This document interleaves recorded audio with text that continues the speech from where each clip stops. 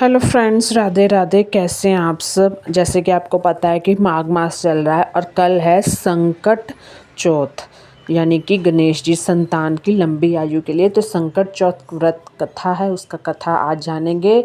3 प्रमुख कथाएं हैं, उसमें से एक आज कथा मैं बता रही हूँ। माताएं संतान की दीर्घ आयु के लिए पूरे दिन निर्जला व्रत रखती हैं। संकट चौथ के दिन माता चौथ की कहानी है। गणेश जी की विधि विधान से पूजा करती हैं और रात को चंद्रमा को अर्घ्य देकर अपना व्रत खोलती हैं। संकट माता से अपनी संतान की दीर्घ आयु के लिए प्रार्थना करती है और संकट चौथ की पूजा में व्रत कथा का महत्व होता है। मैंने वीडियो बना रखी है, मेरी पोस्ट में मैंने अभी अभी ही अपलोड करी है, लेकिन मैंने 2-3 दिन पहले ही वीडियो बना रखी है। आप देखोगे आपको सारी जानकारी, शुभ मुहूर्त क्या उपाय करने हैं मिल जाएगा। अब शुरू करते हैं संकट चौथ माता की कथा।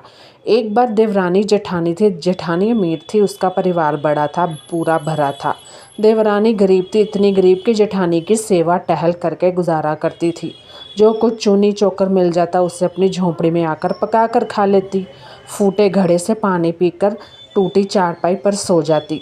सुबह उठकर फिर जेठानी की सेवा करने चली जाती। मतलब इस तरह जेठानी और देवरानी का जो पूरी दिनचर्या थी, उनका जो जीवन था वो बताया है।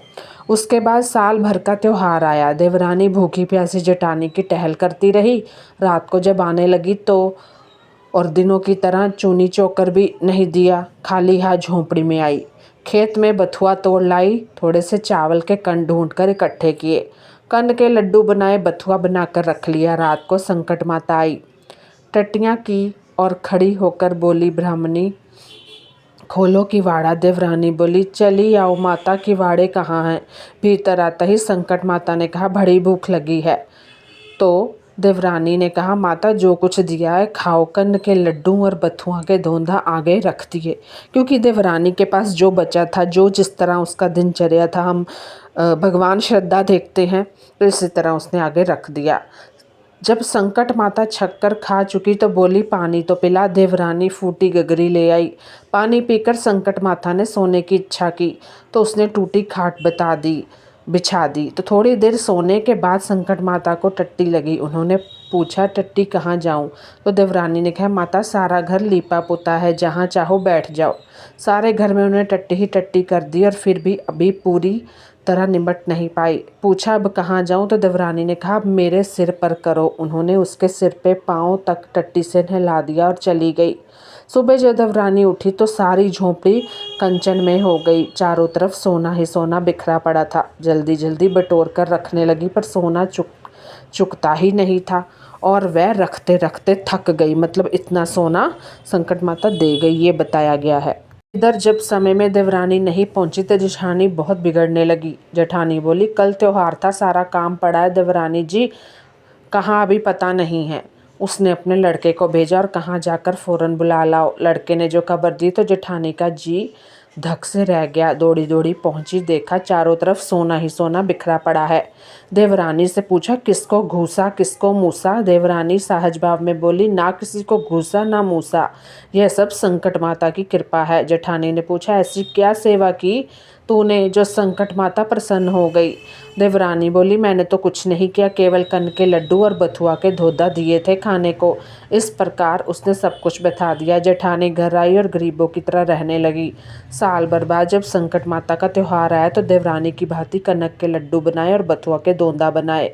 फूटी नगरी टूटी चारपाई रख दी और संकट माता की राह देखने लगी। रात में संकट माता ने दरवाज़ा खटखटाया। जेठानी ने कहा, माता किवाड़े कहाँ हैं, टट्टियाँ खोल आ जाओ। संकट माता ने जो पिछले साल देवरानी के साथ किया था वही सब किया, जो कि जेठानी भी चाहती थी। बस फिर क्या था, आगे सुनते हैं क्या हुआ। जेठानी ने कहा, माता जो कुछ है खाओ पियो, तुमसे कुछ छिपा तो नहीं है। संकट माता ने खाया पिया और टांग फैलाकर सोई और आधी रात को घर तथा जेठानी को टट्टी से नहला दिया और माता चली गई। सुबह हुई, लड़के बच्चों ने देख चारों तरफ गंदगी ही गंदगी फैली है। जेठानी भी गंदगी से नहाई निकली, चलना कठिन था। सारा घर बदबू से भर गया। उन्होंने कहा, तुमने यह क्या किया? जेठानी ने खिसियाकर देवरानी को बुलाया। देवरानी आई। जेठानी ने बड़े ताने से कहा, तुमने जो कहा था वह कुछ ना हुआ। देवरानी ने कहा, तुमने तो बहन गरीबी का नाटक किया था। तुम्हारे पास तो सब कुछ भरा था, इसी से संकट माता अप्रसन्न हो गई। मेरी गरीबी में उन्हें दया आ गई और सब कुछ उन्होंने दे दिया।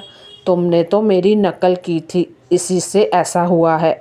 अब जो जैसा है ईश्वर को तो पता है, हम ईश्वर से ही छुपाते फिरते हैं। बताओ तो कितनी प्यारी कहानी है।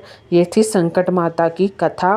कैसी लगी आप सबको ज़रूर बताइएगा। माता रानी सब पर कृपा करे। धन्यवाद।